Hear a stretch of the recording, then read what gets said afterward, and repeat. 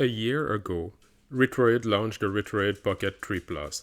It was part of a wave of new retro handheld emulator console. For 125 to 150 USD, you could get a good handheld that could play Dreamcast, maybe half of the GameCube PAL library, and some light PS2 game. You will maybe need to change some of the setting, like there's a resolution at 0.5 or 0.7 depending of the game. Now that a full year has passed since the release, I was curious what would happen if I format the console and install the latest firmware to see if anything changed. Also, the Retroid Pocket 4 and Retroid 4 Pro are just around the corner, so it's a good time to recheck the 3 Plus before the new console launched this month. So this is a re-review of the Retroid Pocket 3 Plus a year later. So what is the Retroid Pocket 3 Plus anyway? Well, compared to the Retroid Pocket 3, you would get a faster processor, the Tiger T618, with 4GB of RAM instead of 2 or 3, a larger battery, the same great screen, and 3 new colors. At the time it was selling for $149.99, but now it's $125 to $130 for the clear color option. The build quality is good, and it has a great screen. The joysticks are average, but the buttons are okay. It's great to have Android, meaning that you can download new version of the emulator. I also used Bluetooth and an Xbox controller while connected to the TV using the 720p output with a micro HDMI cable. I don't really like the trigger, and the start and select button have a weird placement. One great thing about the Retroid is that it supports update over the air, so you can upgrade the OS easily without using the Play Store. They also made a wizard at launch, where you can configure your setting like your Wi-Fi and choosing the emulator that you want to install. I do wish that there would be a description for the emulator. Not all users will know what Citra does, but it's one of the easiest experience I got on Retro console out of the box. You also have a launcher if you want to directly boot directly to your game instead of the basic Android experience. For this video, I wanted to test only a small number of games, some of the tougher ones to emulate, and some of the most popular ones to see if anything changed during the last year.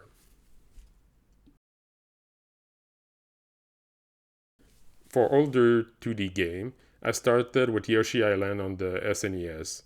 You could see here that it's playing at 60 FPS before the beginning of the game without any issue.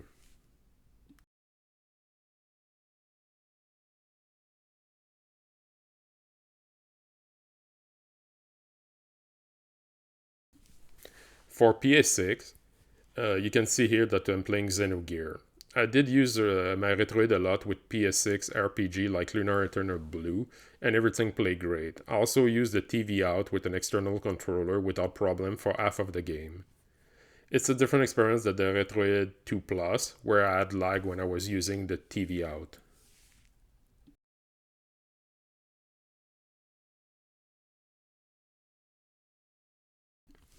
I moved straight to the N64, playing Mario 64 here, the beginning of the game.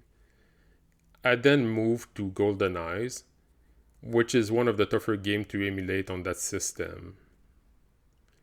No issue here.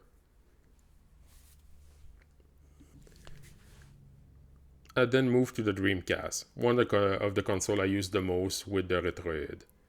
I tested here Sky of Arcadia because I need to do a full playthrough of the game.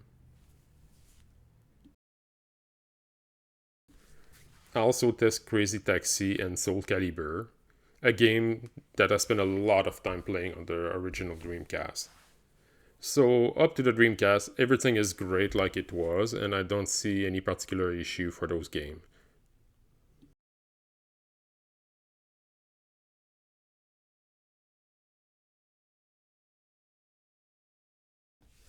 But now we need to talk about the GameCube and the PS2.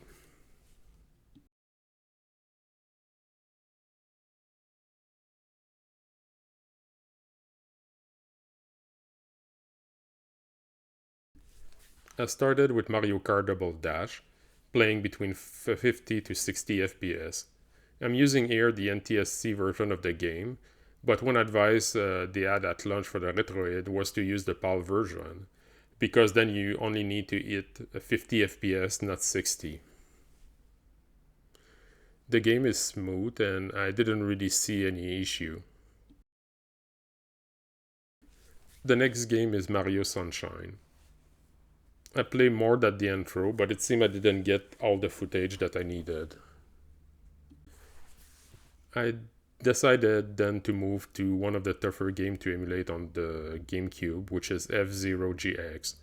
The FPS is between 20 to 30 FPS, but I didn't change any setting. I could try to lower the resolution.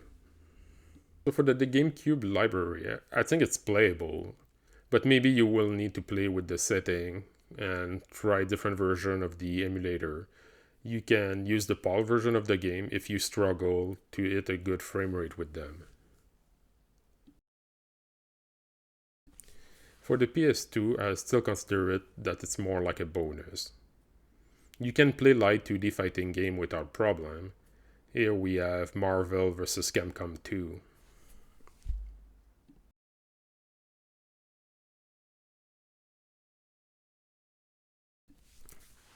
Then I move to Final Fantasy X. You can see the intro here, but I continue farther in the game.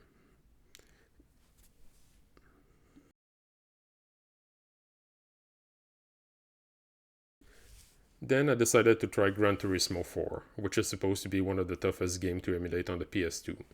A couple months ago, when I tried it on the Retroid 3 Plus, I had the game crashing when I was starting a race, and it was also a slideshow. But here it seems that the situation is a little different. We have the intro at 60 FPS, which is a good start. But when I moved to the race, the game stopped accepting input for a while. I rebooted and tried again, and it was the same thing. Eventually, I was able to get to the game, and the FPS was around 30, but the input was so slow to register, I still consider that the game is not playable.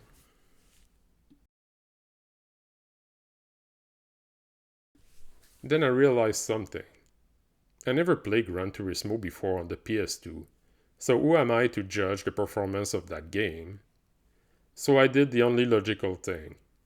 Get my PS2 out of storage, get an adapter to plug a PS5 controller because I don't have any PS2 controller that still work, and run to my favorite retro shop and get a copy of the game. And this is the result.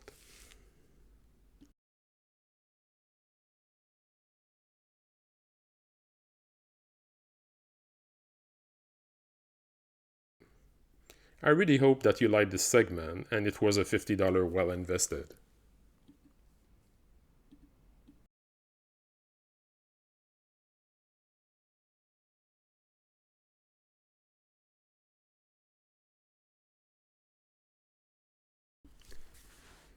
While I was connected to the TV, I decided to retest the TV out. Here I tested Super Spike V-Ball on the NES and Soul Calibur. It's still working great, and I love playing PlayStation RPG that way.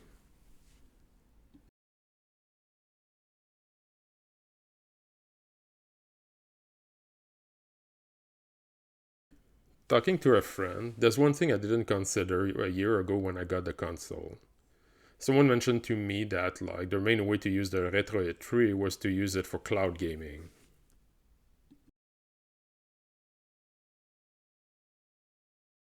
So I decided to start testing that. I started with a Steam link, testing Divinity Original Sin 2 and Stardew Valley over the Wi-Fi, while streaming from my gaming PC. The connection was solid, but of course the screen was quite small for Divinity.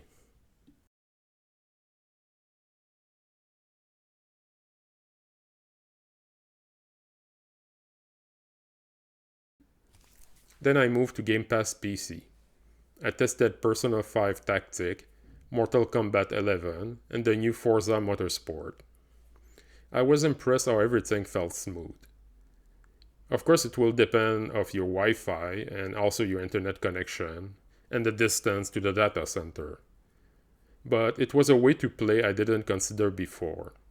I did feel a little lag when playing Forza when changing direction, but it was playable without problem.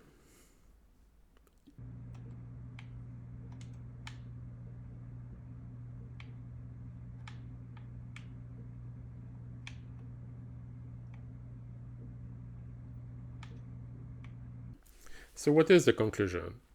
Well, right now Retroid sells the 3 Plus for 125 to 130 USD.